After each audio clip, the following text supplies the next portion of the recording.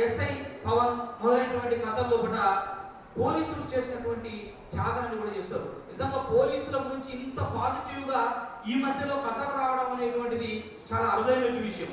ఎక్కడ కూడా పోలీసులను ఈ ఇట్లా చేశారు అట్లా చేశారని చెప్పడం మనం చూస్తాం, కానీ పోలీసుల గురించి వాళ్ళు చేసినటువంటి రక్షణ గురించి వాళ్ళు చేసినటువంటి త్యాగాల గురించి ఇంత అద్భుతంగా కథలు రాయడం అనేది ఈ మధ్య కాలంలో ఇదే.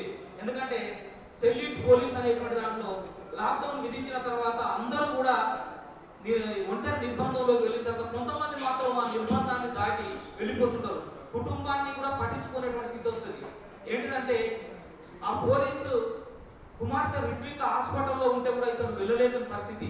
ఎందుకంటే మంత్రులు ఎమ్మెల్యేలు కూడా చెకింగ్ వస్తాడు, హెల్త్ మినిస్టర్ వస్తాడని చెప్పి అందరూ కూడా డ్యూటీలో చెక్ పోస్టుల కాడ ఉంటే తన బిడ్డ జ్వరంతో బాధపడుతున్నా వెళ్ళలేకపోతారు.